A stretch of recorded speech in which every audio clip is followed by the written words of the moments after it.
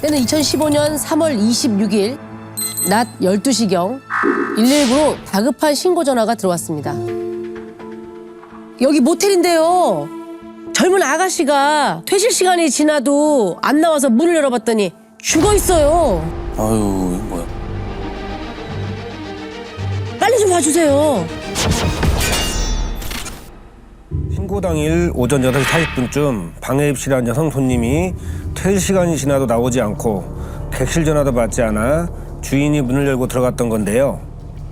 발견 당시 손님이 침대에 이불을 덮고 누워 있어서 자는 줄 알고 흔들어 깨웠는데 자세히 보니 숨을 쉬지 않아 급히 신고했던 상황이었습니다. 근데 주인분이 자는 걸로 착각했을 정도면 사건 현장 같아 보이진 않았다는 거잖아요.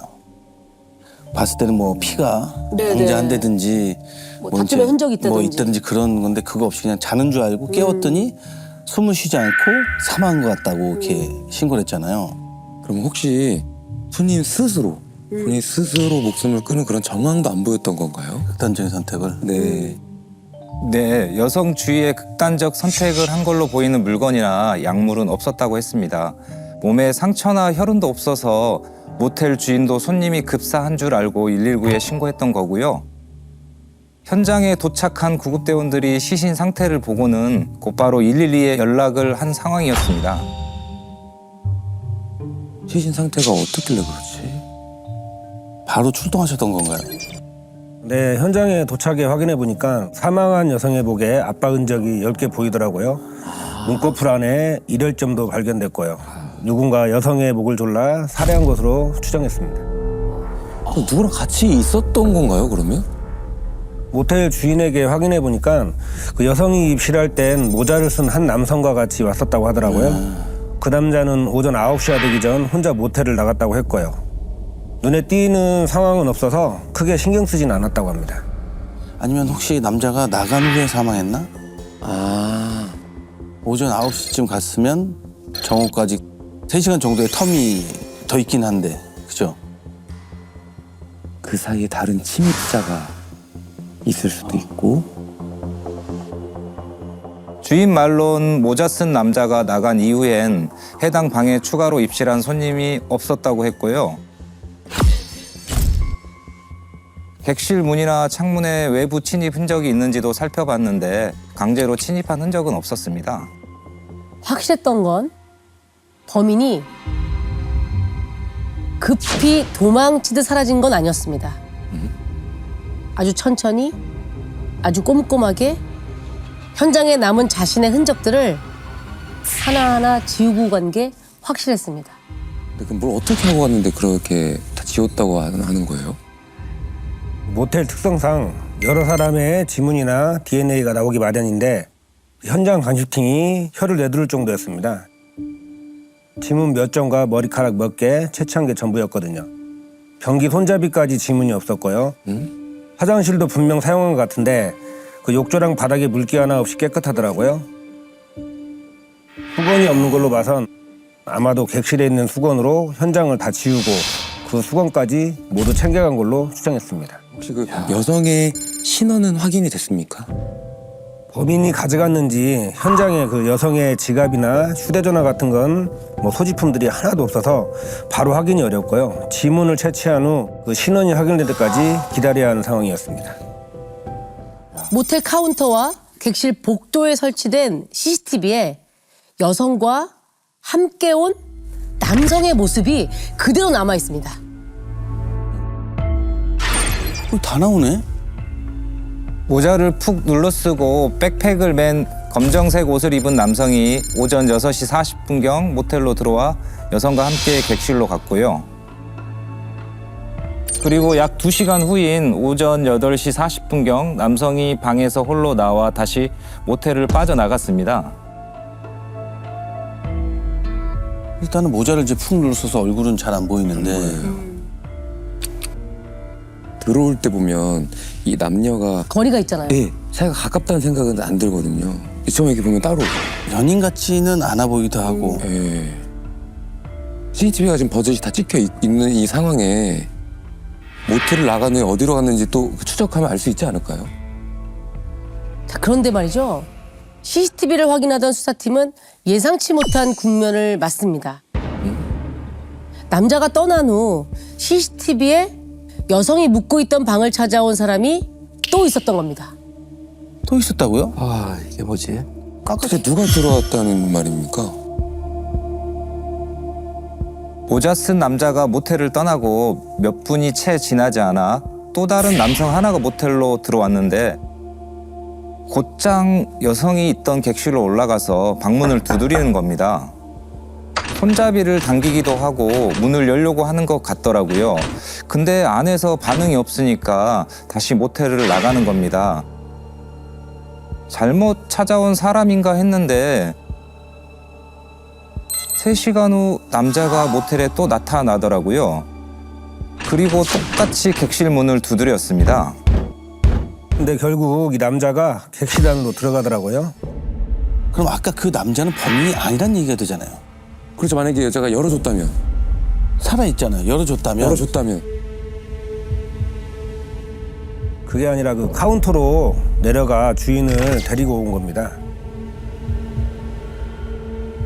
주인이 순순히 문을 열어주고는 다시 카운터로 내려가더라고요. 남자 혼자 객실로 들어갔고요. 그럼 안 되는 거 아닌가? 남자 혼자 들어갔다고요? 네. 주인은 문만 열어주고 가고. 문만 열어주고. 이건 또 뭐야?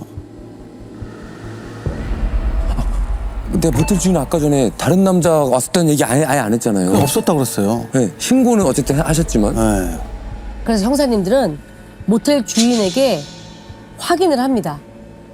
그런데 주인이 얘기한 남자의 정체가 조금 황당합니다. 아, 이 남자요? 사망한 여자 오빠예요. 자기 여동생이 여기서 자고 있는 것 같은데 연락이 안 된다면서 문 좀 열어주면 안 되냐고 사정사정을 하더라고요.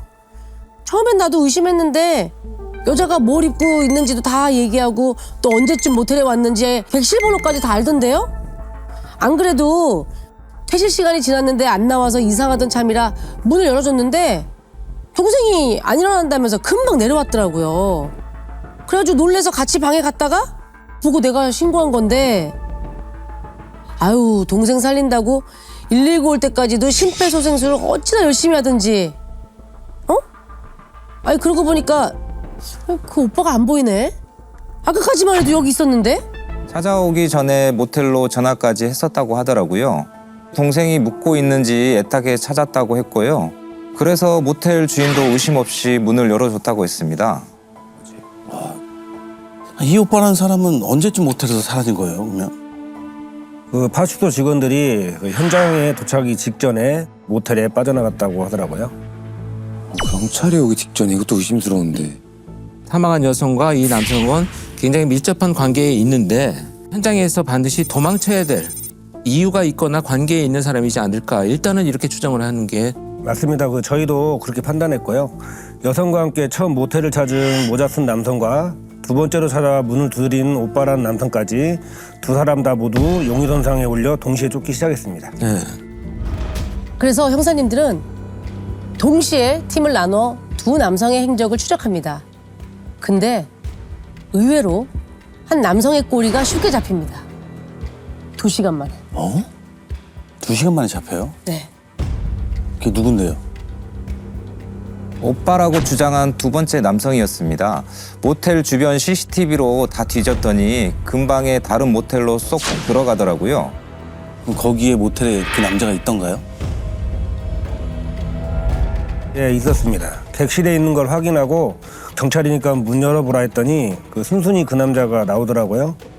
혹시 사망한 여성을 아냐고 물으니까 아는 동생이라고 했습니다.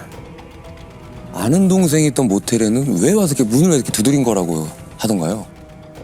여성이 사망하기 전날 고기를 먹고 싶다고 연락이 와서 다음날 아침 7시에 만나기로 했다는 겁니다. 근데 시간이 지나도 약속 장소로 나타나지 않고 연락도 안 돼서 평소 동생이 잘 묵은 모텔로 가본 거라고 했습니다.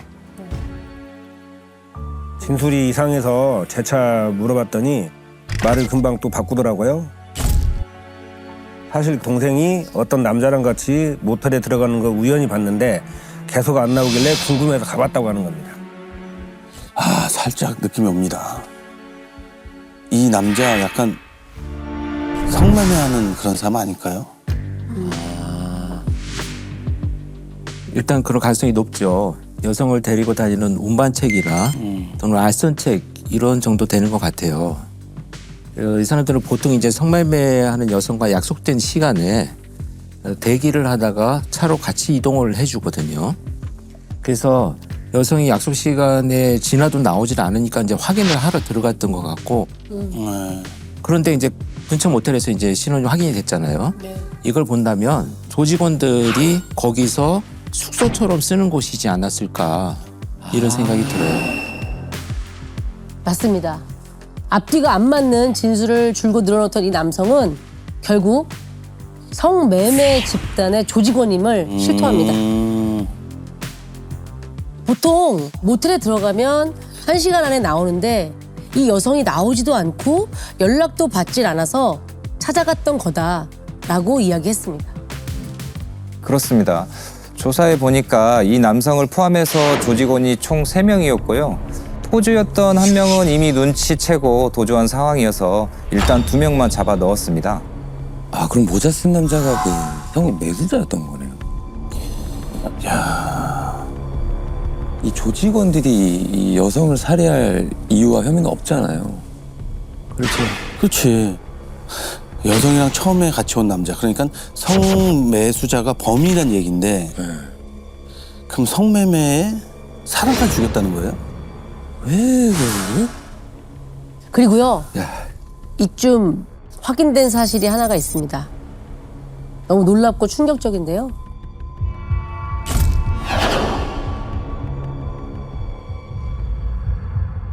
사망자가 미성년자였습니다. 에? 아이고. 미성년자요? 어? 아, 성인이 아니었어요? 네. 화장도 진하게 하고 머리 염색도 하고 있어서 처음엔 20대 초반의 여성으로 추정했는데 그 지문을 따도 신원 확인이 안 되더라고요. 혹시 뭐 가출 청소년이나 실종 아동일까 해서 경찰서에서 운영하고 있는 실종 아동 찾기 프로파일링으로 조회를 했는데 4개월 전 신종 신고된 만 14세 여중생 중 비슷한 얼굴이 있었습니다. 그 4개월 전 실종된 여중생이 맞았나요? 사건 다음 날 어머니랑 연락이 닿아서 병원으로 확인하러 오셨었는데 실종된 딸이 맞았습니다. 사춘기 때문에 몇 번 가출은 했지만 늘 친한 친구 집에서 며칠 있다가 돌아오곤 했다고 합니다. 연락도 잘 됐고요. 그런데 4개월 전에 사라졌을 땐 친구 집에도 없고 연락마저 뚝 끊겨서 실종 신고를 하신 거라고 했습니다. 그 성매매 일당들이 가출 청소년들에게 접근을 한 것입니다. 학생들의 핸드폰을 뺏어서 아예 외부인의 연락을 차단시켜버리고 본인들이랑만 연락할 수 있는 공개의 폰을 지어주곤 톡을 주고받았더라고요. 그래서 사망한 여학생도 아마 부모님께 도움을 요청하지 못했던 것으로 추정됐습니다. 아까 전에 현장에서 옅게 목 졸린 그런 흔적이 있다고 했는데 사망 원인은 정확하게 나왔나요? 네, 사인은 경부 압박에 의한 질식사가 맞았습니다. 그런데 이 학생의 몸에서 생각지도 못한 약물이 검출됐습니다. 여중생의 혈액에서 클로로포름이라는 독성 물질이 나왔습니다. 사인에 직접적 영향을 미친 건 아니지만 범인이 범행 당시 이 약물로 여중생의 정신을 잃게 만든 걸로 추정됐습니다. 클로로폼 뭐예요? 클로로포롬. 이게 뭐예요? 클로로포름은요, 이제 유해화학 물질로 분류된 동물성 마취제인데 1800년대의 중반에 의료용으로 개발이 되었어요. 수술용 마취제로 많이 썼습니다. 신부정맥같이 이제 그 부작용이 되게 심해서 현대의학에서는 이 사용을 일체 금지하고 있어요. 아주 위험한 약품입니다. 그래서 지금 현재는 공업용이나 동물을 박제할 때 상하지 않도록 쓰는 이런 아주 유해 물질이에요. 한번 흡입하거나 먹게 되면 치명적인 정신을 잃거나 신체에 아주 유해한 이런 약품입니다. 처음 들어봤어요. 클로로푸름이라는. 네. 그러니까 사람한테 쓰면 안 되는 마취제를 절대 지금 쓰면 안 되는 썼다는 거 약품이에요. 아니에요, 지금? 네. 절대. 이 마취제를 사용하려고 준비를 했고. 그렇겠지. 네. 이렇게 위험한 약물을 범인이 어떻게 갖고 있었던 걸까요? 이걸 어디서 구해? 금지된 거를? 그 당시에는 암암리에 해외 사이트를 통해 쉽게 살 수 있더라고요. 당시에만 해도 규제가 심하지 않아서 범인도 어렵지 않게 구매했을 걸로 보였습니다. 일단은 그 범인 빨리 잡아야 될 것 같거든요. 저희 모자 쓴 그 네. 남자? 그 남자의 행적은 확인이 됐습니까? 모텔을 나간 후 인근 역 근처에서 택시를 타고 가더라고요. CCTV 하나에 찍히긴 했는데 너무 멀리 잡혀서 택시 번호판이 보이질 않았습니다. 그래서 저희가 모텔로 올 때 어떻게 왔는지 역추적해봤는데요. 지하철을 탔는지 근처 모텔 근처 역에서 나오는 게 확인이 되었고 교통카드 정보로 찾을 수 있겠다 싶어 카드 정보를 확인했는데 카드를 안 찍고 비상게이트로 나오는 겁니다. 비상게이트? 일단 무임승차했다는 거잖아요. 그러면. 그렇죠. 혹시 부검했을 때 범인의 DNA는 혹시 나왔나요? 정액 반응은 음성이었고 사망한 여중생의 손톱 밑에서 남성의 DNA가 나오긴 했는데 전과자 데이터에 일치한 사람은 없었습니다. 범인이 남긴 기록이 딱 하나 있죠. 성매매 조직원들과 접선할 때 사용했던 그 기록. 모바일 채팅 앱으로 주고받은 메시지 기록이었습니다. 채팅 앱으로. 이때가 그 데이트 채팅 앱이 막 생기던 시기였는데요. 당시엔 본인 인증이나 회원가입 없이도 접속할 수 있어서 성매매 조직원들이 앱으로 그 매수자들을 구했더라고요. 그 포주가 성매매를 암시하는 대화방을 만들면 그 성매수자들이 채팅방에 들어오는 방식이었는데 이 과정에서 매수자가 정해지면은 포주가 대화방을 폭파해서 성매매 증거를 없애버렸습니다. 근데 회원 가입 없이도 이용이 가능했다면 이거는 뭐 찾을 방법이 없지 않나요? 대화방도 바로 폭파시키니까. 폭파시킬 정도였으니까. 없앤다고 하니까. 근데 체포한 알선책을 통해 확인해 보니까 이 포주가 급하게 도주하면서 대화방을 미처 없애지 않았더라고요. 그래서 영장을 발부받아 채팅 앱 회사에 냈죠. 정말 다행인 건 사용했던 아이디와 IP 주소는 남아 있더라고요. 그 IP 주소로 접속 당시의 위치를 특정할 수 있었고요. 오차 범위도 크지 않았습니다. 이 해당 대화방에 접속한 사람만 50명으로 확인이 됩니다. 게다가 이 범인이 어떤 아이디를 사용했는지는 도망간 포주만이 알 수 있었고요. 일단은 이 50명 안에 범인이 있긴 있다는 얘기 아닙니까? 그렇죠. 일단 50명 중에 우선순위를 추려봤는데 범인이 지하철을 타고 역에서 내렸기 때문에 첫 차를 탔다고 볼 때 최대 거리가 1시간 이내였거든요. 그러면 새벽 6시 약간 40분쯤 모텔에 들어왔다고 했으니까. 그렇죠. 노선마다 다르지만 일단 대충 뭐 5시 반 전후에 첫 차가 운행하니까 네. 1시간 내 거리에 잡힌 이용자를 추려보니까 11명 정도가 되더라고요. 그래서 일단 이 11명부터 접속 지역 주변을 샅샅이 뒤져봤는데 여기서 꼬리가 잡혔습니다. 아 거기가 어디였나요? 사건이 발생한 모텔과 멀지 않은 곳에 있는 한 아파트로 확인됐습니다. 그래서 사건 당일 아파트 내 CCTV를 모두 열어봤는데 오전 6시쯤 검은 모자에 검은 옷을 입고 백팩을 맨 남자가 엘리베이터를 타더라고요. 예, 검은 모자 그 백팩이면은 아까 그 맞아. 네. 모텔 CCTV에서 봤잖아요. 맞아요. 뭐 흔한 복장일 수도 있지만 일단 범인일 수도 있는 거잖아요. 거의 이제 약간 비슷하게 특정이 되는 것 같아요. 그렇죠. 네. 좁혀 가야겠죠? 네. 그 남자가 다시 엘리베이터를 탄 시간이 오전 10시 30분쯤이었거든요. 그 모텔에서 빠져나온 시간이 9시 전이었으니까 추적을 따돌리려고 좀 돌았을 것까지 예상하면 어쩌면 이 남자가 범인일 수도 있겠다는 생각이 드는 겁니다. 지금부터 이 유력한 용의자를 신 씨라고 부르겠습니다. 신 씨는 30대 후반의 남성이었는데요. 형사님들이 범행 당일 집으로 돌아가는 모습을 본 이후 단 한 발자국도 밖에 나오지 않았던 걸로 확인이 됩니다. 이때가 사건 발생 이틀 후쯤이었는데도요. 아, 이틀 동안 한 발자국도 나오지 않고 집거란 거예요? 네. 그럼 이제 들어가서 잡으면 되는 거 아닙니까? 문을 안 열어줄 수도 있고 또 어떤 돌발 상황이 벌어질지 모르니까 집을 나오는 순간 덮치려고 저희가 잠복하고 기다리고 있는데 꼼짝을 안 하는 겁니다. 주민들한테 들어보니까 집 밖에 나오는 일이 거의 없는 사람이라고 하더라고요. 집을 안 나온다고요? 30대면 직업도 있을 텐데 직업이 없었나? 특이했던 게 집 창문이 암막 커튼으로 다 가려져 있더라고요. 그래서 집 안에 남자 움직임조차 보이질 않았던 겁니다. 도무지 이 문이 언제 열릴까 알 수 없는 상황에서 형사님들은 집 안으로 들어가기로 작전을 바꿉니다. 아, 들어가는군요. 네.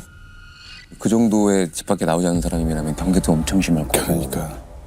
어떠한 방법으로 어떻게 들어갔을까요? 집 문을 여는 건 무리라고 생각했고요. 신 씨가 살고 있는 옆집 분에게 사정을 얘기하고 베란다에 화재 대피로를 통해 들어가기로 했습니다. 화재 대피로. 화재 대피로. 맞아요. 베란다라 그러죠. 네. 그쪽 끝에 가면 아저씨의 옆집으로 도망갈 수 있게 얇게 벽이 있어요. 핸들을 서로 놓고 해서 들릴 정도로 부셔지는. 옆집으로 들어간다고 지금 생각을 하신 거네요. 맞습니다. 혹시 그 범인이 밖으로 뛰어내릴 수도 있는 상황을 대비해서 소방대원을 불러 아파트 바닥에 매트도 깔고요. 그 현관 앞엔 또 다른 팀이 도주를 막은 상태로 벽을 뚫고 집 안으로 급습했습니다. 딱 들어갔을 때 반응은 어땠나요? 들어가니까 이놈이 거실에서 누워서 TV를 보고 있더라고요. 저희들을 보더니 놀라서 현관으로 도망가려는 걸 제 앞에 긴급 체포했습니다. 범행에 대해서는 인정을 하던가요? 아니요, 본인은 그 모르는 일이라고 잡아댔습니다. 뻔하지 뭐. 그거 다 잡혔는데 그걸 거짓말한다고요? 지금 그렇죠. CCTV에 다 나왔는데? 진짜 다 알고 왔을 텐데 잡아댄다고? 신 씨의 집에는요. 범행 당시 입었던 옷, 가방, 모자 그대로 있었고요. 네. 결정적으로 범행에 썼던 클로로폼 또 아, 약품 2병까지 모두 발견이 됩니다. 야, 2명이나 했었어요? 네. 그럼 완전 빼박이죠. 이거는 끝난 거지, 네, 뭐. 그렇지. 근데도 조사 내내 범행을 계속 부인하더라고요. 처음에는 성매매한 사실이 없다고 했다가 CCTV를 보여주니까 성매매를 한 건 맞는데 죽인 적은 없다고 말을 바꾸는 겁니다. 모텔에서 나올 때 상대가 분명 침대에서 휴대전화로 쇼핑을 하고 있었다면서 본인이랑 있을 땐 사망하지 않았다고 주장했습니다. 그럼 처음부터 이렇게 얘기를 하던가 말을 계속 바꾸잖아요. 그 클로로포름이 집에 있고. 그러면 그 집에 있던 그 약은 왜 갖고 있었다고 합니까?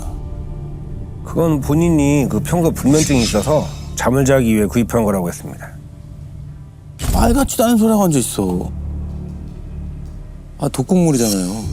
잠이 안 오면 수면 유도제를 먹던지. 그러니까 수면제를 처음 와서 먹어야지. 좋은 약 처방 받으면 요새는 또 얼마든지 좋습니까?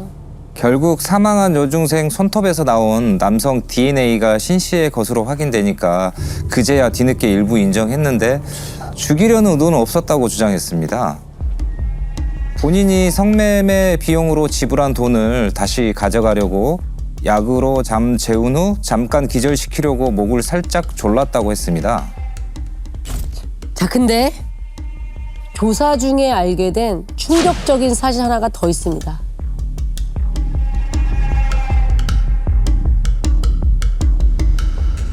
이번 일이 처음이 아니라는 겁니다. 뭐가? 형사님들은 신 씨의 휴대전화에서 신 씨가 기록한 메모 하나를 발견합니다.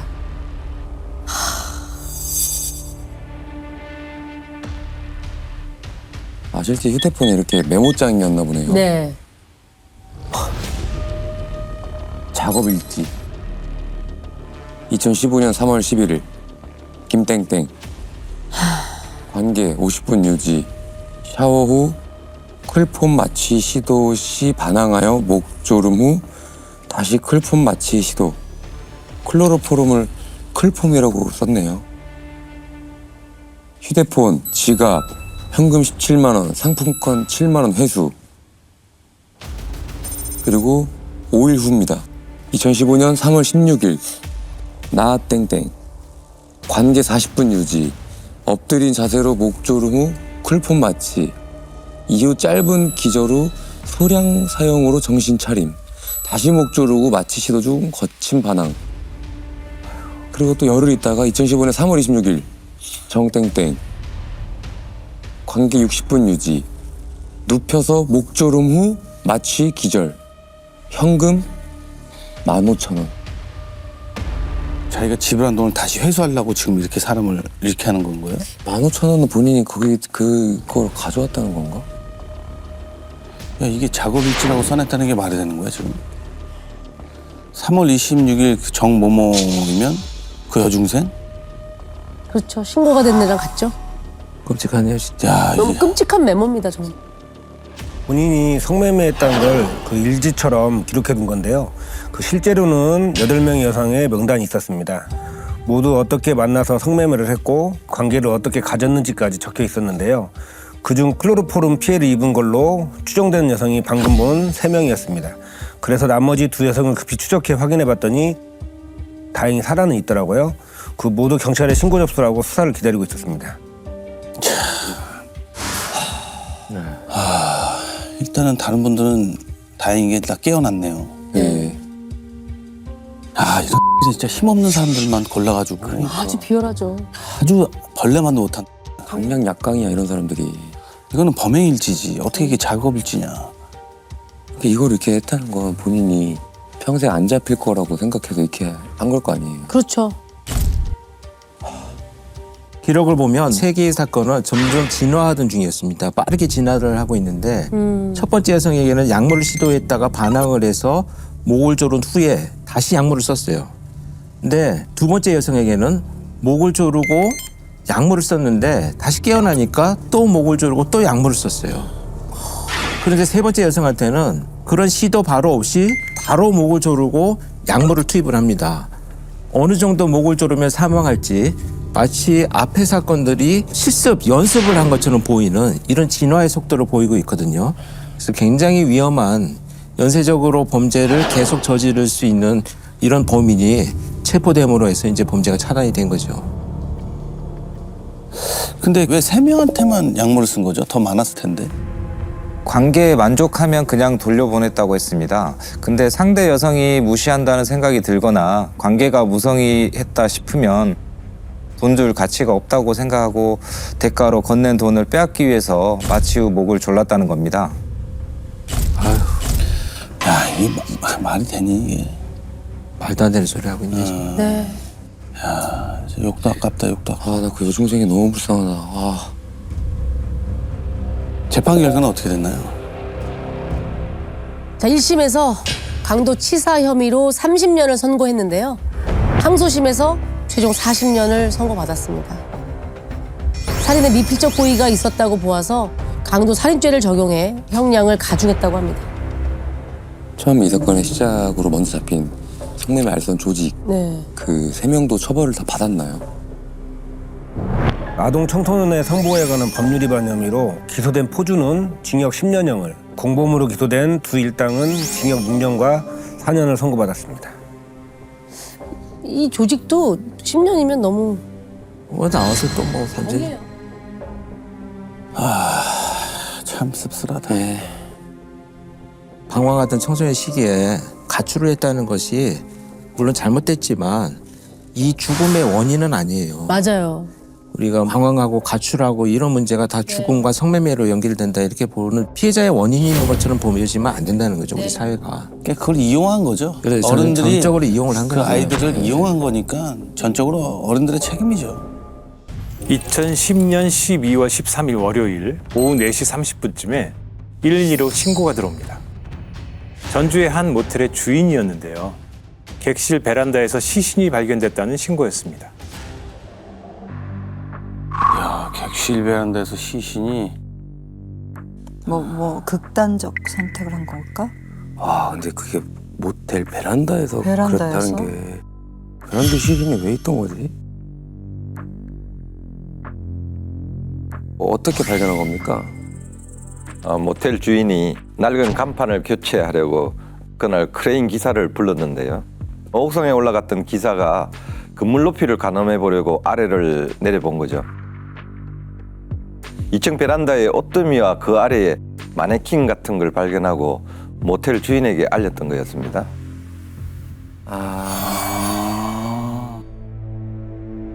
시신 위를 이 옷더미로 가려서 약간 덮어놓은 모양이네요. 참. 크레인 기사가 본 최초 현장입니다. 와, 그 크레인 기사 진짜 놀랬겠다.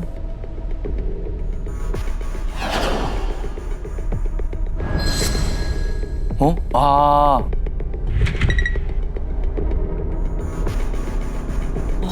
팔이구나. 팔이 좀 부자연스러운 게 마네킹이라고 생각을 할 수도 있겠네요. 그렇지. 옷도미를 저렇게 덮어놨으니까. 아니 왜 이렇게 팔이 검었지? 그러니까요. 보통 마네킹은 살색인데 저기는 좀... 이 부패가 그럴 수도 있겠네. 설마 시신이 부패가 된 거예요 지금? 네, 부패가 상당히 진행된 시신이었습니다. 배가 부패가스로 부풀어 있기도 했고요. 속옷까지 모두 다 벗겨진 나체 상태의 여성이었다고 합니다. 여성이요. 속옷까지 다 벗겨진. 이게 알몸이면 분명히 성폭행 관련한 사건일 수 있는 거잖아요 지금. 그럴 가능성이 상당히 높았습니다. 얼굴에 검붉은 액체가 흘러나와 있었고요. 시신의 등과 엉덩이 부위에 피부가 벗겨져 있었는데요. 객실과 베란다 사이 바닥에 있던 문틀에서 피부 조각이 발견됐거든요. 아마도 객실에서 범인이 범행을 저지르고 알몸 상태의 시신을 베란다로 끌고 가면서 피부 조직이 벗겨졌던 것으로 추정됐던 상황이었습니다. 그 얼굴에 검붉은색 액체라면은 이 코피였던 건가? 뭐지? 그런 포켓까지 있었다는 거잖아요. 그러니까 알몸 상태로 누군가가 베란다로 시신을 끌고 가는 상황에 그 피부 조직이 거의 긁혀서 그렇게, 남아 있었던 네. 거고. 아니 근데 이해가 안 되는 게 부패가 될 정도면은 범행이 일어난 지도 한참 됐다는 얘기잖아요. 그렇지. 무서운 게 뭐냐면 베란다에서는 그 시신이 방에서는 이 숙박하는 손님들이 잠을 자고 나갔다는 거잖아요. 그러니까. 아니 어차피 계속 돌아가잖아요. 이 숙박업은. 어떻게 거기 있는 거를 그걸 모를 수가 있지.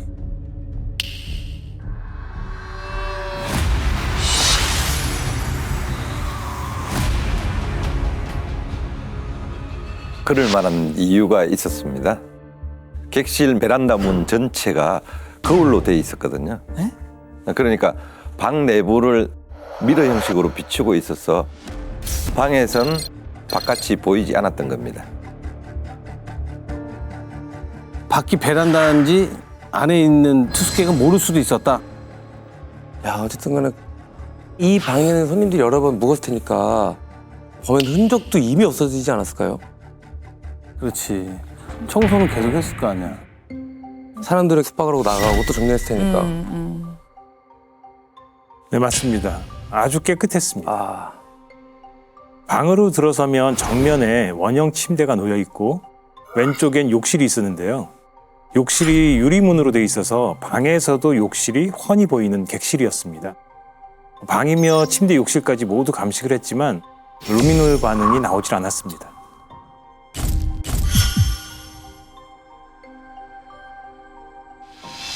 오래됐나 보다.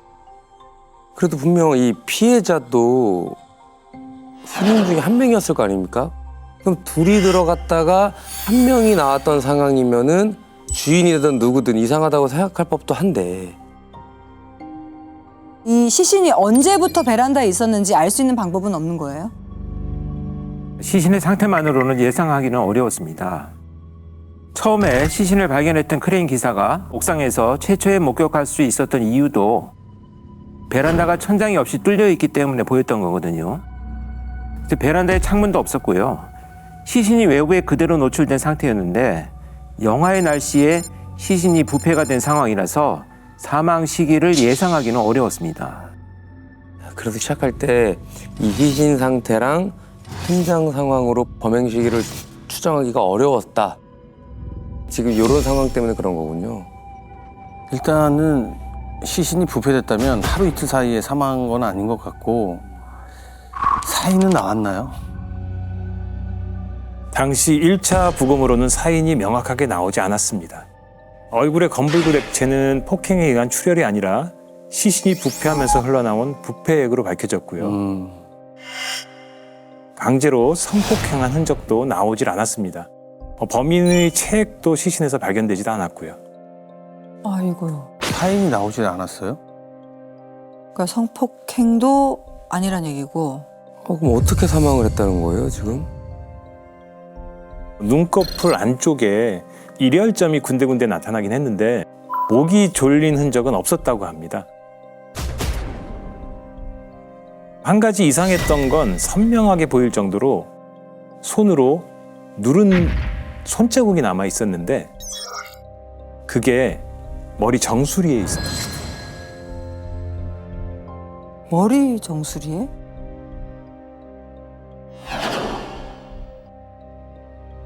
아니 근데 정수리에 얼마나 세게 눌러야지 이 손자국이 나지? 여기는 뼈잖아요.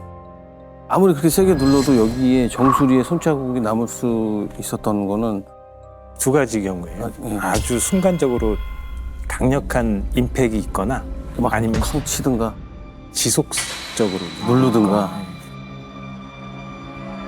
일단은 현장 상황이 모든 게 이상한 것 같아요. 그러니까 제일 이상한 건 지금 언제 사망했는지조차도 알 수 없는 지금 현 상황이라는 거예요. 근데 모텔 청소하시는 분들은 좀 이상한 걸 못 느끼셨나? 그렇죠. 만약 범행 후에 범인이 흔적을 치우고 갔으면 그것도 이상한 상황이잖아요. 맞습니다.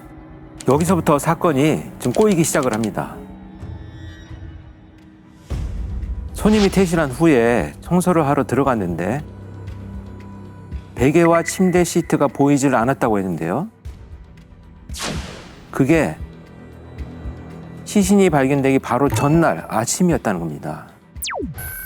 바로 전날 아침? 아니 왜 전날 아침이지? 하루 전에? 부패가 됐는데 시신은? 겨울에 부패가 저렇게 된다고? 여름도 아니고 여름이면 모를까? 말이 안 되는데요.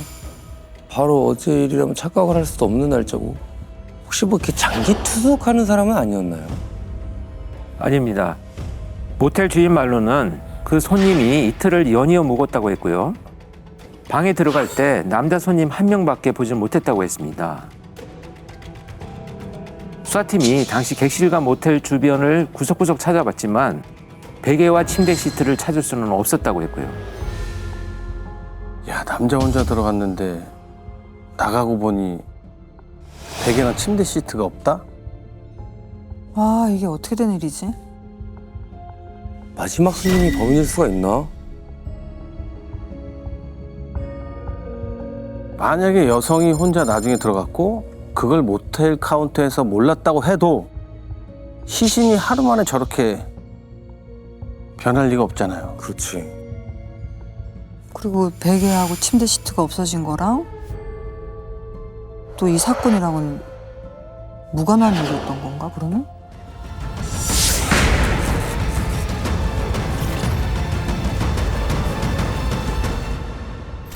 이 피해자 신원은 바로 확인이 됐어요? 네, 시신 옆에서 핸드백과 구두가 발견됐는데 가방 안에 지갑과 휴대전화는 없었고 의료보험 카드만 있었다고 합니다. 의료보험 카드에 등록돼 있던 31살의 여성과 시신의 지문이 일치했고요. 31살 너무 젊은 여성이다. 주거지는 인근으로 확인됐습니다. 지갑이랑 휴대전화만 없어진 거면 그럼 뭔가 범인이 가져간 게 아닌가 싶거든요. 그럴 수도 있지. 근데 강도 살인이라면은 옷은 왜 벗겨놨지? 이상한데. 시신이 부패가 된 게 꽤 오래된 걸로 봐서는 가족들도 오랫동안 찾고 있었을 거 아니에요. 실종 신고는 들어온 게 없었나요? 실종 신고가 접수돼 있지 않았습니다. 실종 신고를 안 했다. 가족이. 피해자가 없어진 거를 가족들은 아예 몰랐다고? 이게 뭐지? 저처럼 가족들이랑 따로 살거나 뭐 자취를 오래 했거나 혼자서 생활하는 사람이면은 가족들이 뭐 모를 수도 있긴 하죠. 근데 부패될 정도면은 너무 오랜 시간 연락이 안 된 거 아닌가? 그러니까. 가족들은 뭐라던가요? 사망자는 동생과 함께 살고 있었던 것으로 확인됩니다. 그런데 수사팀이 동생에게 사망자가 마지막에 집을 나선 게 언젠지 물어보니 시신으로 발견되기 이틀 전인 11일 새벽이었다고 했다는 겁니다. 어머, 마지막 손님이 이틀을 묵었다 그랬잖아요, 연박으로. 아 그러면 일단 그 청소하던 분이 말한 게 맞았네요.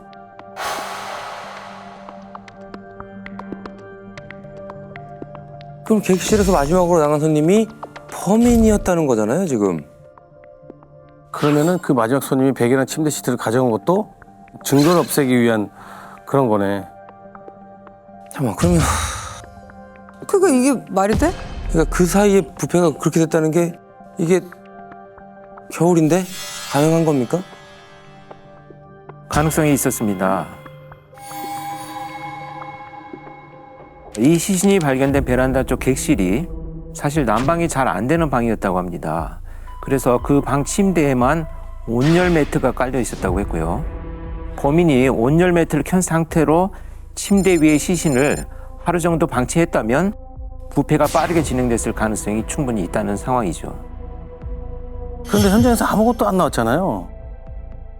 그러게요. 이게 왜냐면 얼굴에도 부패액이 흘러나올 정도면 분명히 온열 매트에도 묻었을 가능성이 높다고 생각이 드는데. 온열 매트도 없었던 거예요, 그러면? 온열 매트는 그대로 객실에 있었습니다. 아니 근데 아무것도 안 나온 거예요? 뭔가 범인이 엄청 치밀하게 현장을 막 조작한 느낌이 드는데. 그러게요. 일단 그 마지막 손님이 범인일 가능성이 높은 거잖아요. 모텔 주인은 그 남자를 봤을 수도 있잖아요.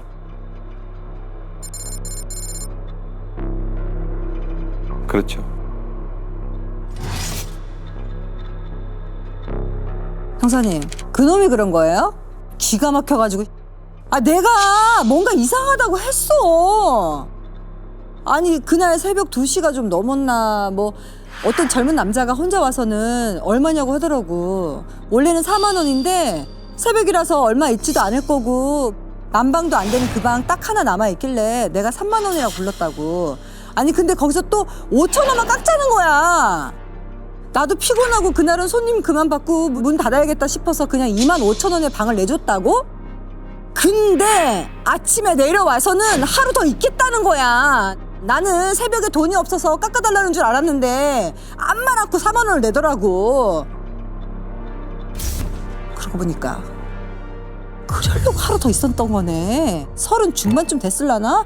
아주 멀쩡하게 생겨가지고 아니 누구 장사 망쳐먹으려고 그런 짓을 해? 나 진짜 형사님 그놈 좀 꼭 좀 잡아주세요. 30대 중반에 멀쩡하게 생긴 남자. 11일 새벽엔 아침까지만 머물 계획이었던 것 같은데. 근데 바로 하루 더 연장했다면 그 사이 무슨 일을 벌였다는 거잖아요. 그렇죠. 왜냐면은 시신을 뭐 처리하고 현장까지 치우려고 했으면 물리적인 시간이 필요했을 테니까. 그러면 그 모텔 주인은 끝까지 이 피해 여성을 보지 못한 거네요. 네.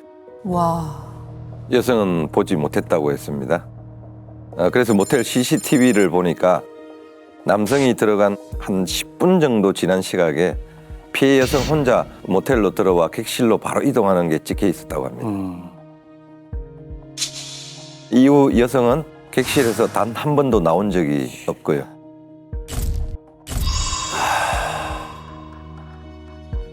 그러니까 이 피해 여성은 그 방에 들어간 후에 다시는 나오질 못했죠.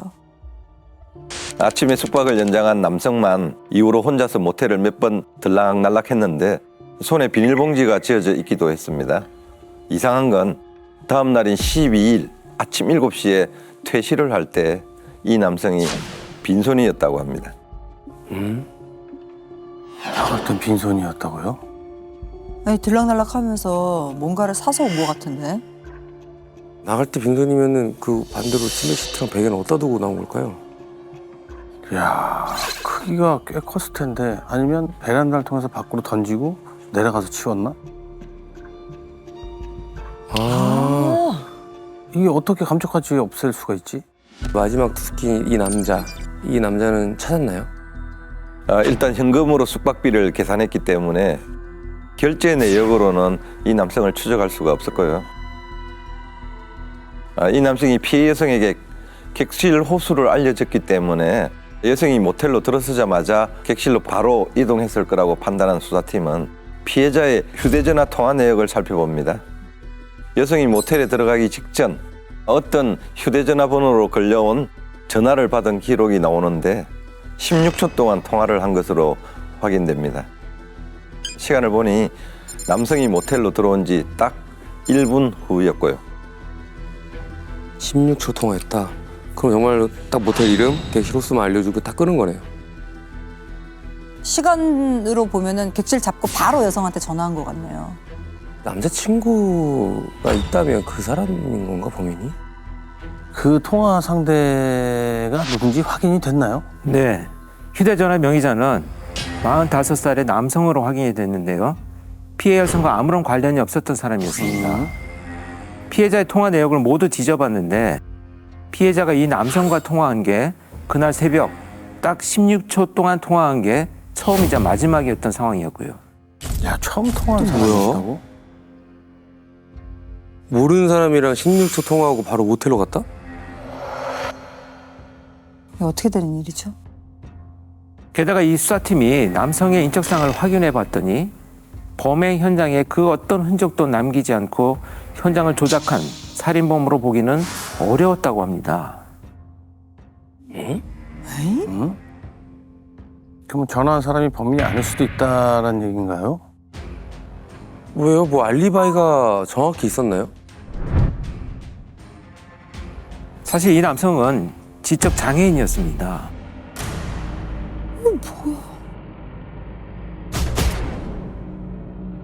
아, 그럼 설마 범인이 장애인의 명의를 도용해서 전화를 쓰고 있었던 건가?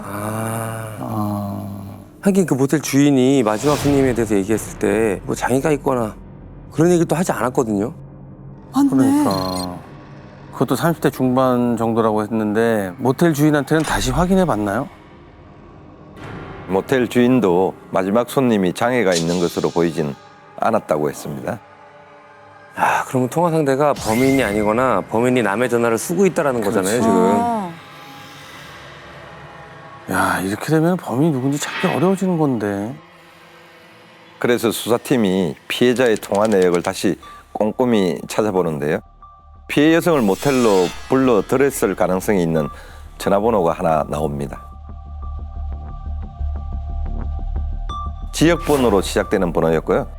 번호가 등록된 주소를 확인하니 24시간 남성 전용 전화방이었던 겁니다. 전화방이요?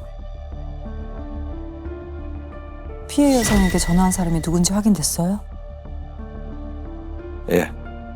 피해자가 모텔에 들어가기 직전에 16초 동안 전화했던 전화번호와 일치했다고 합니다.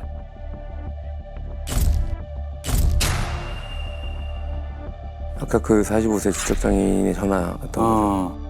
그러니까 전화 주인은 범인이 아닌 것 같은데. 휴대전화를 잃어버렸거나 아니면 범인이 명의를 도용했다. 그렇지. 그러면은 이 전화 주인한테 알려야 되는 거잖아요. 그렇죠. 그래서 수사팀이 45살의 남성을 찾아가는데요. 집에 삼형제가 같이 살고 있었다고 합니다. 첫째가 휴대전화 명의자였고요. 둘째는 42살로 교회 전도사라고 하더랍니다. 셋째인 막내 동생은 첫째와 마찬가지로 지적장애가 있었고요. 삼형제 중 2명이 지적장애구나. 아, 그러니까 이 둘째가 두 형제를 돌보면서 같이 살고 있었던 거네요. 그렇다면 이런 상황을 둘째 동생한테 얘기를 하셨겠네요. 근데 수사팀은 휴대전화에 대한 얘기를 일절 꺼내지 않습니다. 왜요? 직접 만나보니까 삼형제의 관계가 굉장히 밀접해 보였다고 합니다. 부모님이 일찍 돌아가신 후에 둘째가 두 형제를 돌보고 있었는데 일하는 시간을 제외하고는 삼형제가 집 안에서만 생활하고 있었거든요. 그래서 혹시나 수사팀은 삼형제의 주민등록 사진을 모두 뽑아서 모텔로 가져갑니다. 삼형제 사진을 들고 모텔로요? 이야, 그러면 삼형제 중에 범인이 있다면 설마 둘째? 아, 제발 아니었으면 좋겠다. 둘째가 형의 전화기를 쓰고 있다? 교회에서 전도를 하는 사람?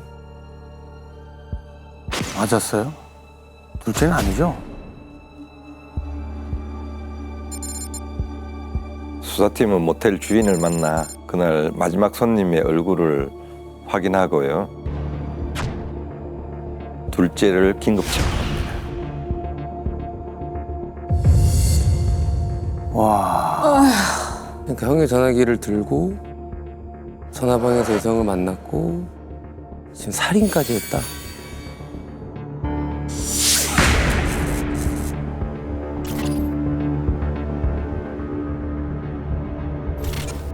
야, 이걸 순순히 인정하는가요? 죽이지는 않았다고 주장합니다.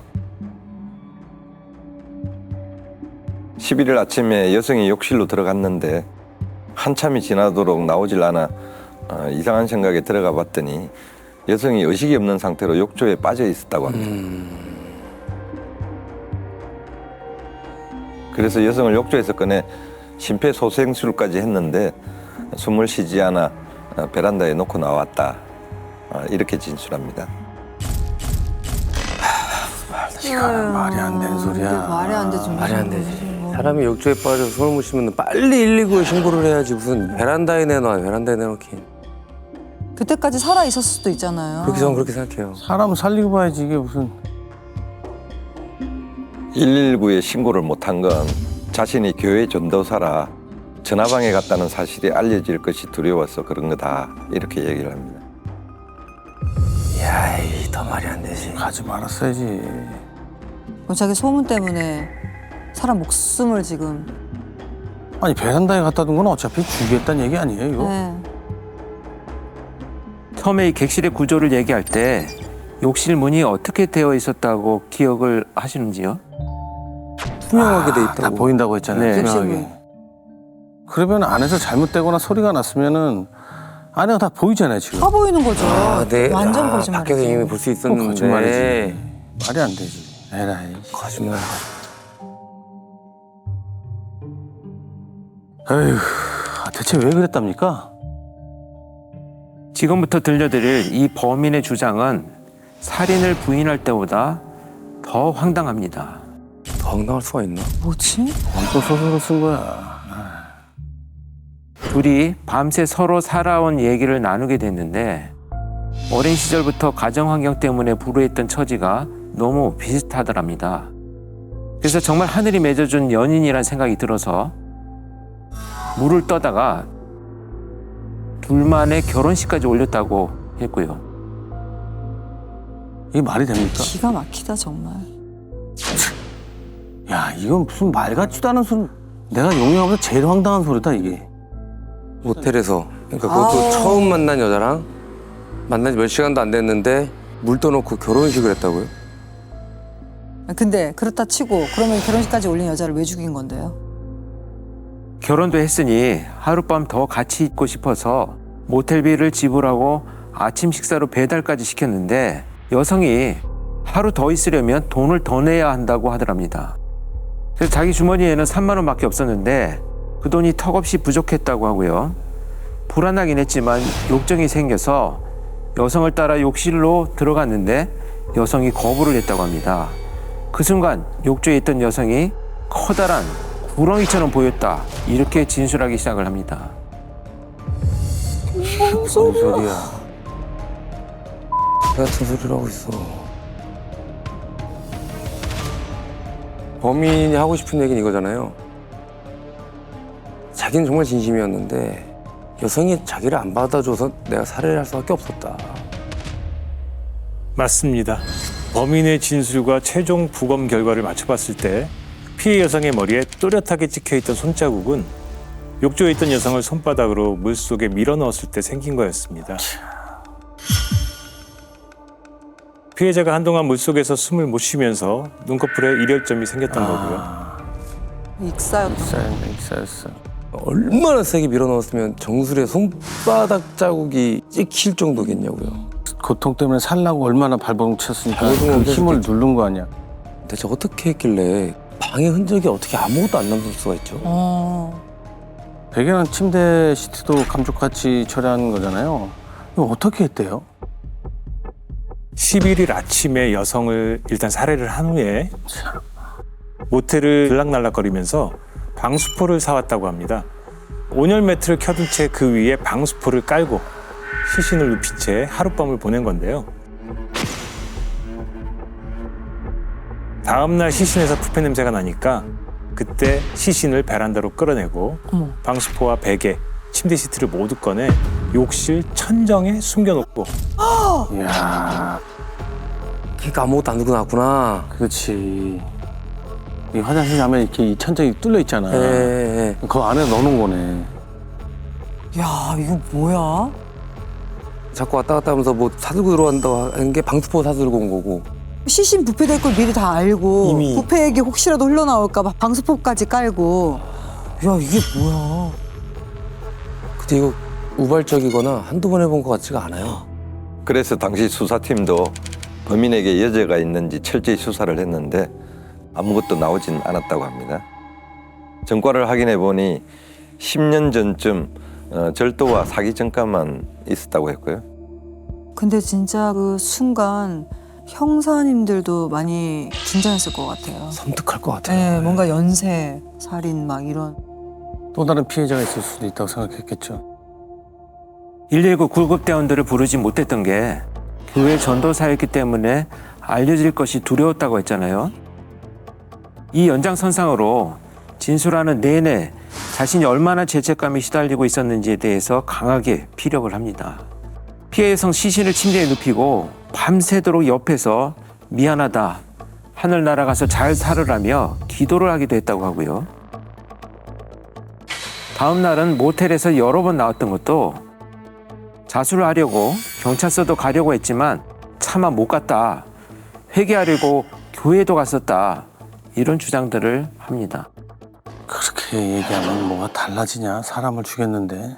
결국 말 들어보면 자백도 안 한 거고요. 회개도 안 한 거예요. 아무것도 안 한 거야. 아무것도 안 한 거예요. 자신이 교회 전도사라고 하긴 했지만 실제 성경 공부 과정만 수료했을 뿐 목회 활동도 한 적이 없고 교회 내에서도 평판이 좋지를 않았다고 합니다. 이 범인이 교회에 나온 날에 자주 돈을 잃어버리는 교인들이 많아 지갑 단속도 철저히 했었다는 증언도 있었고요. 피해 여성을 만난 그날도 동생이 병원비로 내야 할 돈을 유용했었던 거였습니다. 아, 이제 아이고. 돌아. 씨. 야, 그 동생이 아픈데 그 병원비를 전화방 가서 쓰고 싶을까? 천하의 몹쓸 놈이야. 죄값은 얼마나 받았습니까? 징역 12년을 받습니다. 2006년 4월 21일 금요일 오전 9시 50분경 서초경찰서 강력팀 사무실에 무전이 울립니다. 코드 제로, 긴급 상황 발생. 지금 바로 출동 바랍니다. 야, 코드 제로는 살인 사건이나 가장 강력한 사건이 벌어졌을 때는 코드 제로가 뜨거든요. 살인 사건인가 진짜. 어디로 출동하신 거예요? 서초동에 유흥업소가 밀집되어 있는 모텔에서 화재가 발생한 상황이었습니다. 저희가 소방서보다 현장이랑 좀 더 가까워서 먼저 도착을 했는데요. 정말 아수라장이었습니다. 모텔에 불이 났구나. 사상자가 되게 많았을 것 같은데. 예, 그렇습니다. 도심 한가운데 검은 연기가 솟구치면서 일대가 혼돈에 빠집니다. 참. 야, 이 모텔이면 사람이 많았을 텐데.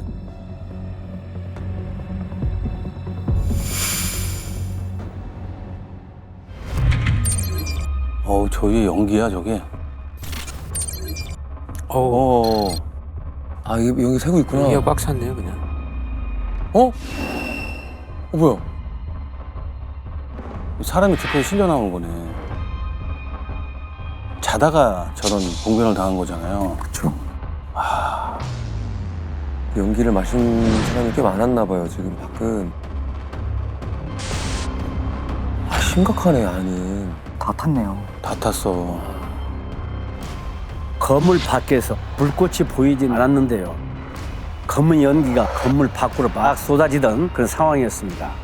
불은 18분 만에 다 진압됐는데 연기가 빠질 때까지 시간이 좀 걸렸습니다.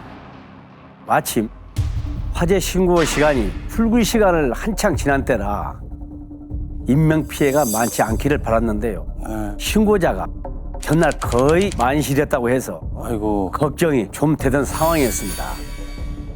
야, 만실이요?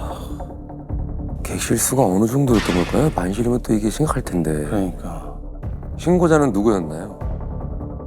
모텔 종업원이었습니다. 2층부터 5층까지 각 층마다 8개의 방이 있었다고 했고요. 32개 객실 중에 30개 객실에 손님들이 투숙하고 있었다고 했습니다. 30개 객실이면은 한 명씩만 들어도 최소 30명이야. 2명씩 들어가면 이게 배로 되니까 60명이 될 수 그렇지. 있고요. 인명피해는 어느 정도? 예상대로 출근 시간은 9시를 이제 기점으로 이미 많은 투숙객들이 퇴실을 한 상황이었는데요. 안타깝게도 현장에서 3명이 숨지고 2명은 의식이 조금 남아있어 병원으로 이송됐습니다. 피해자들의 대부분은 20, 30대 초반의 사회 초년생이거나 회사원이었습니다. 너무 젊다. 그렇죠. 20, 30대면은. 무슨 일이 생긴지도 몰랐을 텐데. 그렇죠. 대체 어디에서 불이 난 거죠? 종업원이 1층 카운터에 앉아 있다가 매캐한 냄새가 좀 났다고 합니다. 그 직후에 화재 경보음이 울렸다고 하고요. 계단으로 뛰어 올라가는데 그 2층에 연기가 자욱하더랍니다. 206호랑 맞은 편인 209호까지 불이 나고 있었다고 했고요. 복도에 있는 소화기로 불을 꺼보려고 했지만 불길이 벽을 타고 순식간에 번져서 급히 신고를 했다고 합니다. 야, 206호랑 209호까지면은 두 방이 불이 났다는 얘기인가? 두 방에서 어떻게 동시에? 어떻게 그럴 수가 있지? 그러니까. 그렇죠. 이게 옆방도 아니고 이 복도를 사이에 두고 불이 났다고 하는 것은요. 결국은 이제 발화 지점이 2개라는 얘기가 되겠죠. 네. 그래서 방화의 가능성이 높다고 봐야 됩니다. 누군가가 206호와 209호에 불을 질렀다. 방화를 했다. 갑자기 불이 번진 거면은 뭔가를 뿌리고 불을 지른 걸까요? 야, 그럴 수도 있을 것 같은데 화재의 원인은요? 인화성 물질이 발견되진 않았습니다. 객실 2곳이 모두 전소된 상황이라 정확한 화재 원인을 찾기 어려웠고요. 그 범인의 흔적도 다 불에 타버린 그 상황이었습니다. 그러네. 불이 친 것까지도 다 태워버렸겠네.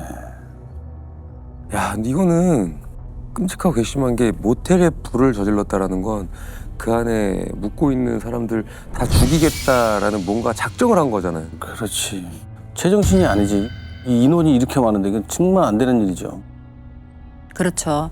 이 자칫하면은 정말 수십 명의 목숨을 앗아갈 뻔했던 아찔한 현장이었습니다. 대체 누가 이런 끔찍한 짓을 저지른 걸까요? 형사님들은 다양한 가능성을 열어두기로 하고 우선 모텔 주인부터 만납니다.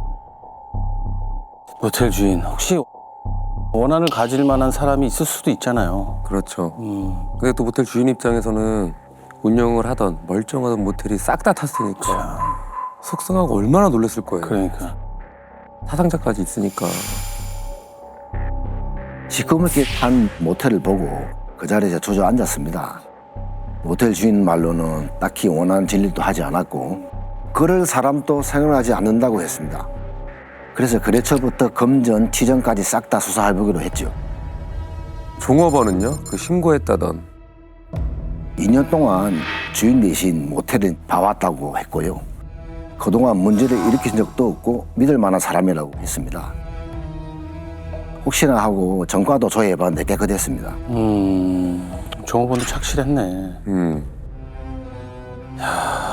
그렇다면은 방화범이 용의자가 손님일 수도 있다라는 거잖아요. 그렇지.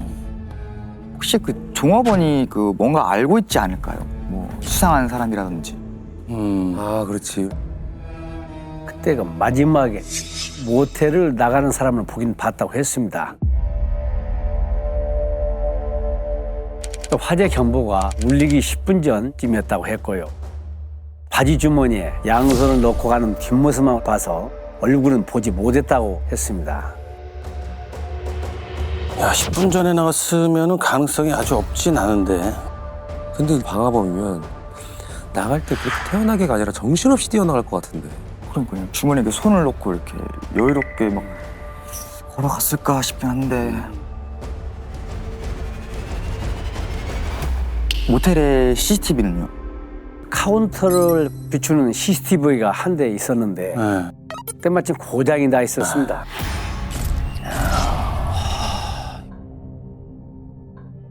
화재 신고가 들어온 시간을 기준으로 1, 20분 사이에 누가 모텔을 빠져나갔는지 그 인근 도로며 그 상가까지 모두 확인해봤지만 찾을 수가 없었습니다.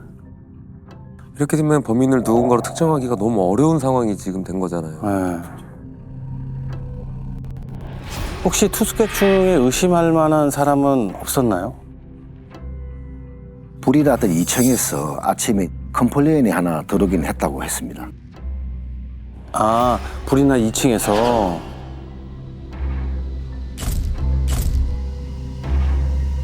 방에 면도기가 없다고 해서 가져다 줬는데 잠시 후에 다시 전화가 와서는 누가 선 면도기를 가져다 준 거 아니냐면 화를 냈다고 했습니다. 면도기를 쓰다가 얼굴을 베었다고 하면서 말이죠. 아니, 누가 쓴 거를 갖다 줄 수가 있나. 종업원 탓이 아니잖아요, 그게. 그러니까 이게 화낼 일이 아닌 것 같은데. 그 컴플레인을 건 사람이 그럼 혹시나 발화가 시작됐던 206호나 209호에 묵었던 사람은 아닌가요?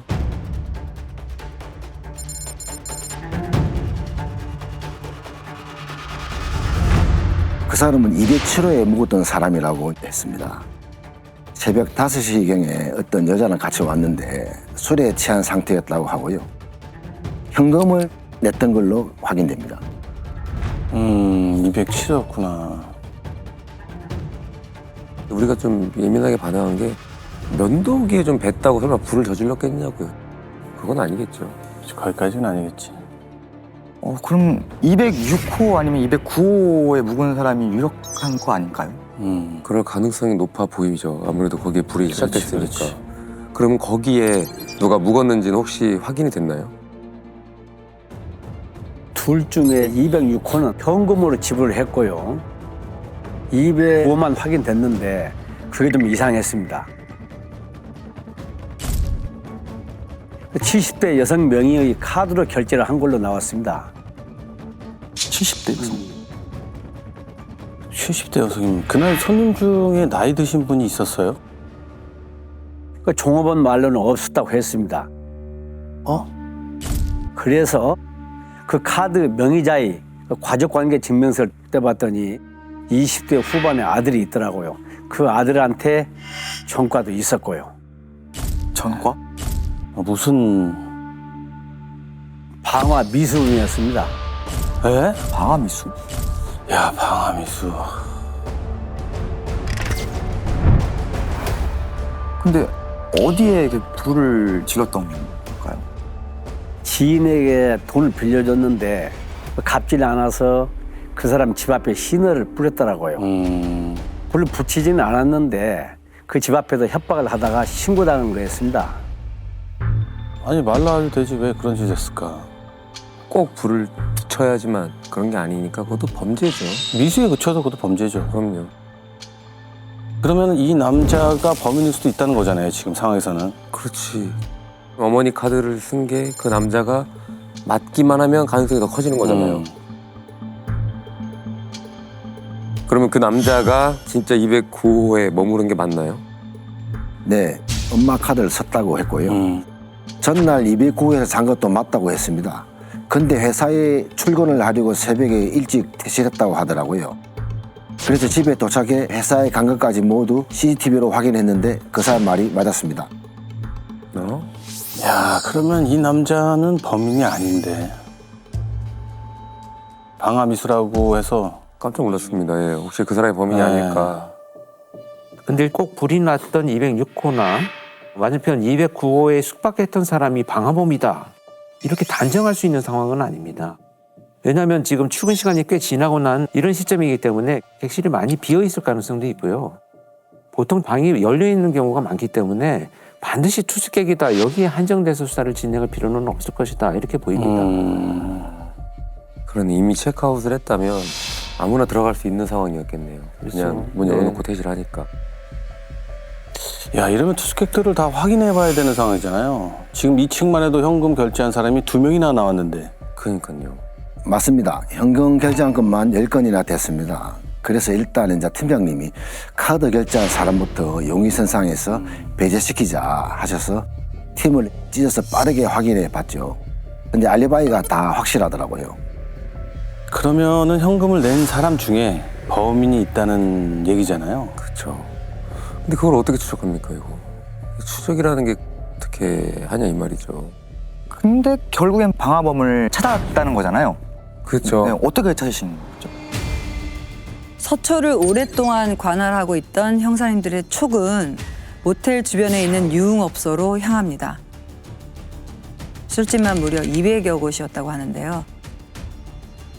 이 중에 형사님들에게 종종 수사를 받았던 업주들이 있었다고 합니다. 모텔 주변 주점 사장들? 왜요? 뭐 무슨 문제라도 있었나요? 이끼집이라고 들어보셨을 텐데요. 그 술 취한 사람들을 상대로 그 양주를 싸게 주겠다. 보험이도 있다. 자, 이런 식으로 호객행위를 해놓고 결국엔 바가지를 씌워서 문제가 되는 경우가 많았습니다. 그 일대뿐만 아니라 종로나 다른 지역에까지 원정을 가서 만취한 사람들을 차로 싣고 오기도 했죠. 맞아, 이거 그때 한참 이런 범죄가 많이 일어나가지고 뉴스에도 많이 나오고. 근데 왜 유흥주점을 이렇게 탐문하신 거예요? 그 모텔 화재랑 전혀 관계 없어 보이는. 그러니까. 유흥주점에서 그 술을 마신 손님들의 도우미들과 보통 2차로 인근 모텔에 가는 경우가 있고요. 술값으로 그 문제가 생기면 업주들이 빨리 무마시키려고 손님이랑 도우미를 같이 모텔로 보내기도 하더라고요. 그래서 혹시나 화재가 났던 그 모텔로 간 사람이나 보내진 사람이 있는지 그 탐문을 해본 겁니다. 혹시 모르니까 이렇게 몰아 놔야 될 텐데. 그러니까요. 그래서 뭔가가 나왔나요? 한 술집에 갔더니 술집 상무가 최근에 한바탕 난리를 친 사람이 있다고 했습니다. 혼자 와서 양주, 맥주, 안주까지 80만 원 정도가 나왔는데 비싸다고 소란을 피웠다고 하는 겁니다. 여금 시간이라 우선 외상으로 달아두고 빨리 도우미랑 같이 보냈는데 주점 직원이 그 불이 났던 모텔로 그 두 사람을 차에 태워 데려다 줬다고 했습니다. 그 모텔로 보냈구나. 손님이랑 같이. 그럼 그게 언젠지 혹시 뭐 인상착의라도 뭔가 기억을 좀 하고 있던가요? 언젠지는 기억이 나질 않는다고 했습니다. 외상값 때문에 명함을 한 장 받아둔 게 있다고 해서 건네받았는데요. 양조동에 있는 건축사무소 과장이라고 돼 있었습니다. 과장이면 직급이 높은 것 같은데. 근데 술값 때문에 불을 지를 수가 있을까? 이거는 없을 것 같은데. 그리고 이제 그게 언젠지도 지금 모른다면서요. 그래서 그때 그 소란을 피웠던 손님이랑 같이 모텔로 갔다던 도우미를 불러서 일했던 날짜를 따져봤는데요. 화재 신고가 들어왔던 날인 4월 21일 날 이 술집에서 콜을 받더라고요. 시간이 좀 지나서 정확하게 기억이 나지 않는다고 해서 바로 그 불이 났던 모텔로 그 도우미를 데리고 갔습니다. 이야, 이렇게까지 맞아떨어진다고? 화재가 났던 날 술 시비가 있던 사람이 또 그 모텔로 갔다. 그래도 그 사람이 불을 질렀을까. 근데 그 모텔은 뭘 확인하러 같이 가신 거예요? 혹시나 어느 방에서 묵었는지 그 위치나 이런 걸 보면 기억하지 않을까 해서 데려갔는데요. 가자마자 2층으로 올라가 보자고 하는 겁니다. 이야, 가자마자 2층으로 올라가자면 뭐야, 불이 났던 2층이잖아요. 그러니까요. 뭔가 올라가니까 또 거기 가서 기억이 난 건가? 뭐 얘기를 했나요? 2층에 들어서자마자 기억을 했습니다. 이 일이 이미 끝난 시간에 갑자기 주점 상무가 불러서 이 모텔로 손님이랑 같이 왔었다고 했고요. 그 손님이 현금을 냈다고 하는 겁니다. 그러면서 207호에 묵었다고 했습니다. 응? 뭐야? 206호나 209호가 아니잖아. 207호면은 그 사람이잖아요. 면도기. 맞습니다. 아침에 면도기로 카운터에 전화해서 따졌던 그 방이었습니다. 뭐야, 그럼 그 사람이 범인이란 얘기야? 에? 그 여성이랑 같이 있었던 게 아니에요? 그렇죠. 여성이랑 같이 있는 상황에서는 불을 지르긴 어려웠을 텐데. 왜냐면은 말리건 알리건 했을 테니까요. 그렇지. 신고를 했겠죠. 예. 그날 그 남자 손님이 방에 가자마자 바로 골아 떨어지길래 여성은 그 길로 모텔에서 나왔다고 했습니다. 야, 그러면은 그 남자가 혼자 있었던 얘긴데. 야, 근데 만약에 이 남자가 진짜 범인이라면 뭐 술값에 있었던 문제 아니면 면도기 때문은 아니겠죠. 다른 이유가 있었겠지. 아이, 그게 아니겠지. 그게 말이 되냐? 화풀이 하자고 상관도 없는 애몬 사람들을 다 죽였다고 불을 짓는다고? 아이, 이거는 안 되지. 진짜 말이 안 되는 것 같아요. 지금부터 207호 투숙객을 박 씨라고 부르겠습니다. 면도기 그 사람이야? 그럼 너무 말이 안 되는데 이게. 동기도 불분명한데. 그러니까 이게 와, 이게 왜?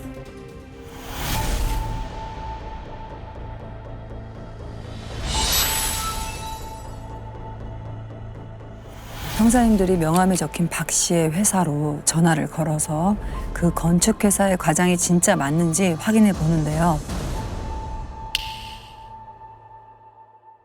직원이 이런 얘기를 합니다. 아, 박 과장님이요? 근데 이거 어쩌죠? 박 과장님 무슨 일이 있으신지 저희도 연락이 안 돼요. 21일부터 쭉 출근도 안 하셔서 저희도 걱정하고 있긴 한데 근데 저희 박 과장님은 왜 찾으시는 거죠? 뭐야, 이게 무슨 일이야? 4월 20일이니까 그 불이 났던 날부터 쭉 결근이란 얘기잖아요? 그러니까 그게 회사에 이유도 없이 얘기도 안 하고 그냥 무단 결근. 그 진짜 207호 박 씨가 범인 도망간 거 아니죠? 일단 휴대전화 기지국 위치를 봤더니 경기도 안산으로 떴는데요. 등록된 주소지가 송파구 삼전동으로 나오더라고요.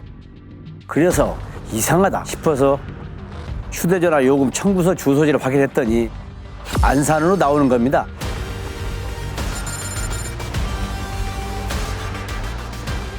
그래서 바로 안산으로 출동을 했습니다. 이야, 진짜 형사님 실시간 판단력이 대단하십니다. 네. 그래서 집에서 잡았나요? 뭐 어떻게 됐습니까? 낮에 집에 있는지 없는지 알 수가 없어서 밤이 되기를 기다렸습니다. 초저녁 되니까 불이 탁 켜지더라고요. 그래서 우체부인 저하고 박 씨 이름을 불렀죠. 야, 타이밍까지 진짜 기가 막히네요. 예. 그것까지 계산하고 그래서 어떻게 됐죠? 저희가 그때 모텔에 같이 갔다던 여성한테 인상착의도 물어봤는데요. 지금 이경씨 헤어스타일의 얼굴이 동글동글하니 키도 좀 작다고 했거든요. 근데 현관문이 탁 열리고 웬 남자가 나오는데 키나 얼굴은 비슷한 것 같은데 머리를 밀었더라고요.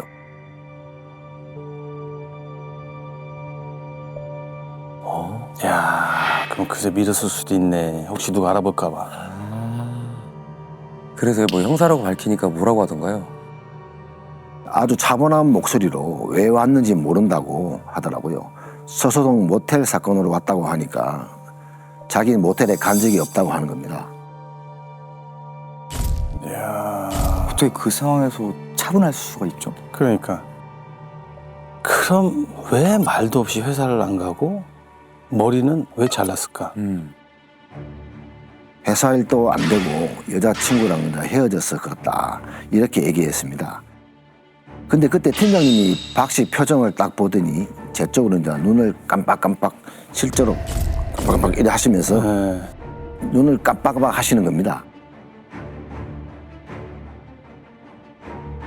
그럼 그게 신호였나? 아, 사인이네. 사인이었네. 처음에 얘기했던. 처음에 얘기했던 그 사인이네, 신호였네. 근데 박 씨 표정이 어땠길래 그 신호를 보내신 거예요? 제가 박 씨한테 혹시 뉴스 봤냐 물었더니 그때 시선을 피하면서 표정이 딱 굳더라고요. 그래서 제가 박 씨한테 그랬죠. 너는 정말 운이 좋았다. 내가 진짜 많은 사건을 했는데 너보다 운이 좋은 사람은 못 봤다. 뉴스가 잘못 나간 거다. 정정할 거다. 이렇게 얘기를 하고 현영이 쪽으로 보면서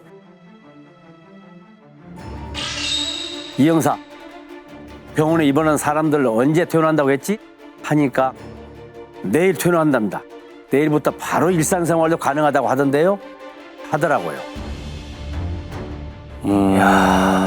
이 깜빡깜빡을 알아차리고 바로 그 상황으로 연기를 하신 거네요.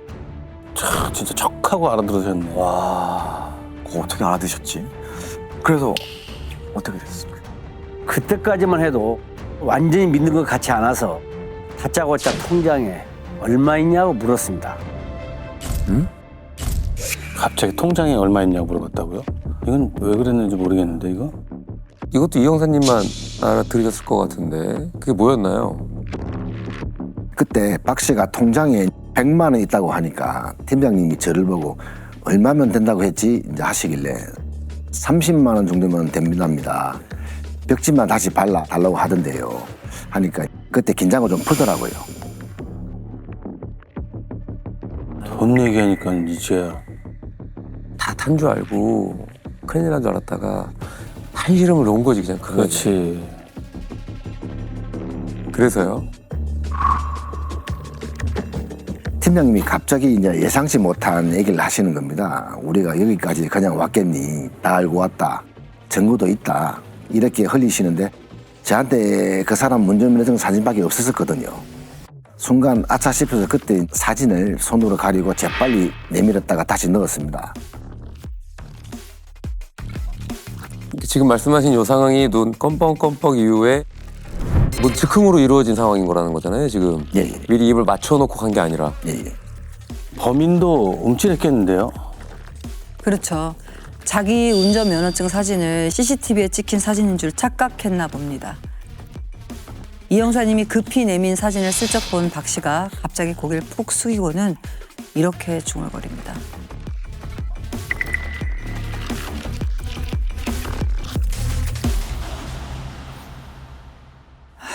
홧김에 그런 건데, 아이씨, 홧김에.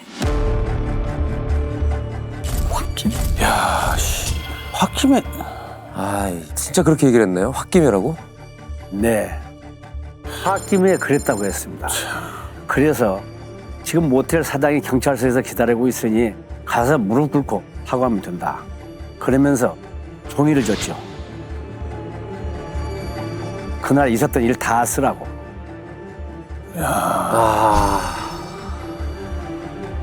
그 자리에서 한 방에 끝내셨구나. 결정적인 증거가 없어서 뭔가 하기 힘든 상황인데 피해자들도 이제 무사하다, 또 합의금도 얼마 안 된다 그러니까 자백을 했네요. 진짜 기가 막히네요. 그러니까 진짜 왜 그랬답니까? 술값입니까? 면도기입니까?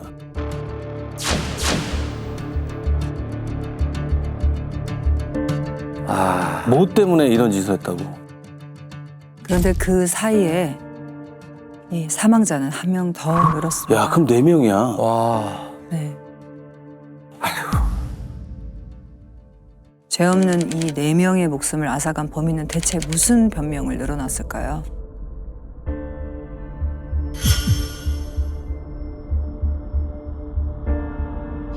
뭐라고 하는 거야? 뭐야?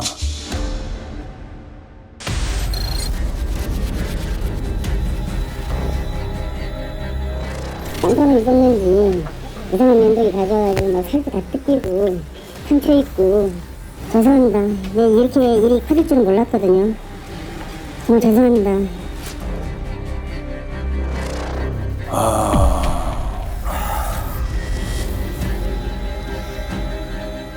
진짜 면도기 때문에 그럼 면도기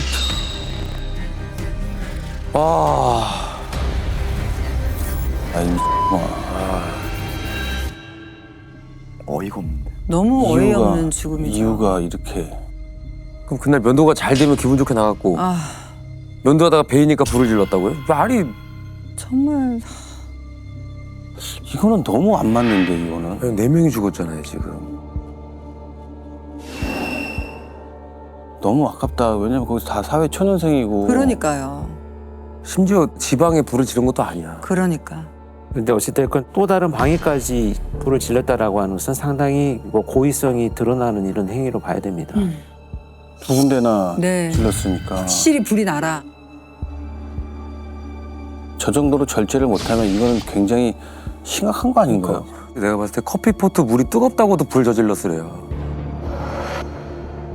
뭐가 됐든 진짜 면도기 때문에 불 지른 게 맞나요? 술집이랑 그 모텔이 한 통속인 것 아니냐 이렇게 주장했습니다.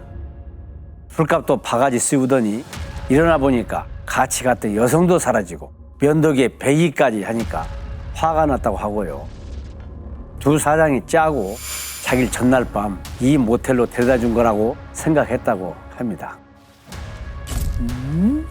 전날 술 80만 원. 아니 그러면 술집 가서 따지든가. 아니면 그런 술집을 가지 말든가. 확인을 해야지 무슨 말도 안 되죠. 야 목숨이 지금 4명이나 네 명이나. 네. 이게 무슨 말도 안 되는 소리야. 죄값은요? 징역 10년이 선고됩니다.